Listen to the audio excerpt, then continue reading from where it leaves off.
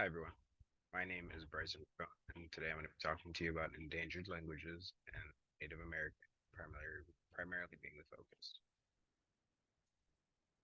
So a little bit about Hawaii before we get into the two articles.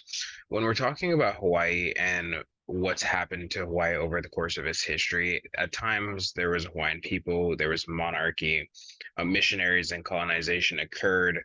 Hawaii's languages were banned in schools and by the government, and the Hawaiian culture was lost a bit in time due to this colonization, due to the annexation of Hawaii, and due to parts of our culture being taken from us because of the increased desire for a modernization and an increase in English speaking throughout the state.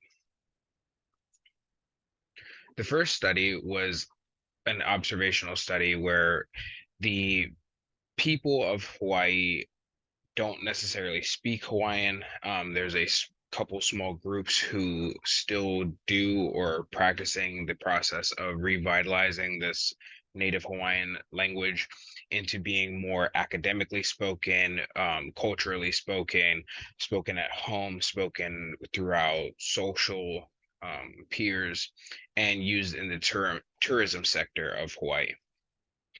The second article focuses on problems with extending the native Hawaiian language into the mainland or into the rest of the United States, and primarily a compare and contrast between how Native Americans are treated versus how Native Hawaiians are treated.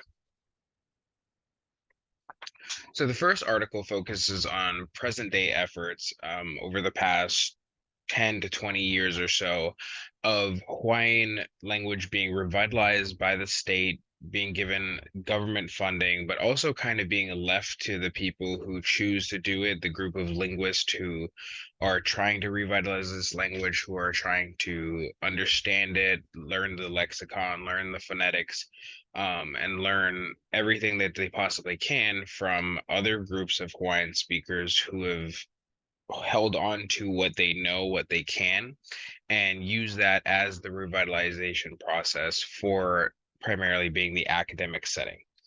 The Hawaiian, what they've developed is a language immersion programs throughout their education, K through 12, where they're allowing students to learn this language from a very young age. Primarily right now, it's being done in private schools, but it is being integrated a little bit into public schools. Um, but it's being used in a way that is teaching children to use it, and they're going home and being expected to practice it. But one of the biggest issues is that at home, the parents don't necessarily know Native Hawaiian. So there's also programs that allow parents to go and learn the language so that the language can be reciprocated at home and the language can be used more and more often. Um, the four biggest groups of this first article that are focused are the Native Hawaiian speakers. There's a group of Hawaiians that live predominantly on an island called Ni'ihau, and it's been one of the most untouched islands as far as the Hawaiian culture, the Hawaiian language. And this group of speakers are primarily speaking between family, between friends, although some of the older generations, primarily being like the parental age, have used English as a means of getting in touch with outside islands, or getting resources from outside because not there's not too many Native Hawaiian speakers. The old native speakers are primarily the elder generations, the people that don't necessarily have a whole lot of people to speak Hawaiian to, but are doing so amongst themselves, amongst their family. And there's just bits and pieces of them still left to be around. One of the things that they did in this article is they went and found those people, they brought them onto a radio show where they went and interviewed them and kind of recorded all of their speaking and allowed that to be brought back and viewed in a linguistic scientific way. Um, and that's been one of the keystones to revitalizing that. Also, along with the Ni Hao speakers, the second language speakers are people that are essentially bilingual, and have been able to learn English and Native Hawaiian and use it in multiple settings. This has been increased by educational programs and the revitalization of these programs, allowing children at a young age to become bilingual. And then you have the new native speakers who are people that are primarily going and learning the language and trying to come back and be professors, be educators, and use this information to revitalize the language to be a part of increasing how many people are speaking this language. The second article focuses on Native Hawaiians versus Native Americans, the way that over time Native Americans have been secluded to very small communities where their language is more prideful. They speak it amongst themselves. They don't necessarily speak with other tribes or other groups. It's not something that has been educationally or governmentally backed the way that Native Hawaiian has. Native Hawaiian, I think one of the biggest reasons for Native Hawaiians being treated better than Native Americans is because of the so-called paradise hub that Hawaii is, that people want to go there, they want to become a part of this tropical experience. So what better way to do that but then allow this culture to come back and be a part of that tourism sector? That's one way of looking at it from like a government standpoint. There's the other way that allows the Hawaiian people to bring back their culture, to bring back their heritage, and have a sense of pride of what it is to be Hawaiian. And they're actually, those that can speak Hawaiian are socially considered to be of higher social status and more intelligent. Um, and one of the things that it focuses is the way that Native Americans and Native Hawaiians both have systems to where they're trying to build their languages up, but like I said, because of the government assistance, because Hawaii is so popular, I think there is just a larger aspect of why Native Hawaiians are being appreciated in this in a different sense than the Native Americans.